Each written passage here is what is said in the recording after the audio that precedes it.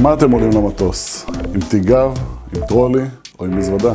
חשבתם פעם עם איזה כלי אנחנו רוצים להגיע לצדיק ולקבל ממנו שפע גשמי ורוחני? תיק קטן, תיק גדול, קונטיינר. כל הכנה שנעשה למסע שלנו בעצם יוצרת ומגדילה את הכלים שאיתם אנחנו מגיעים אל הצדיק. אז מה אנחנו יכולים לעשות?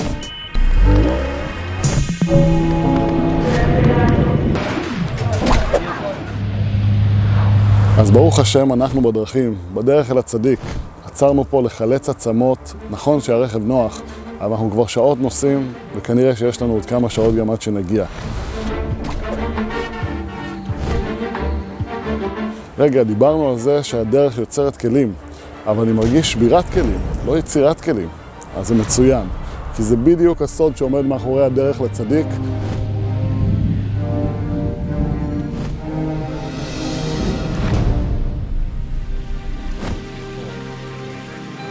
איזו הרגשה נפלאה זה שזוכים לבכות.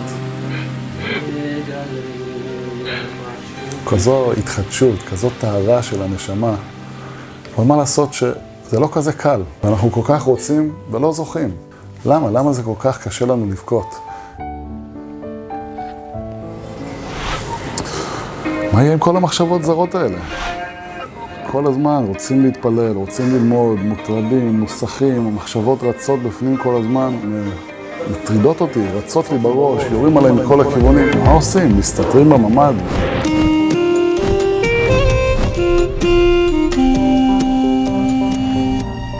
והקדוש ברוך הוא יודע את הפנימיות, יודע שבלב אנחנו מותק, אנחנו אוהבים אותו, רוצים להתפלל מעומק הלב.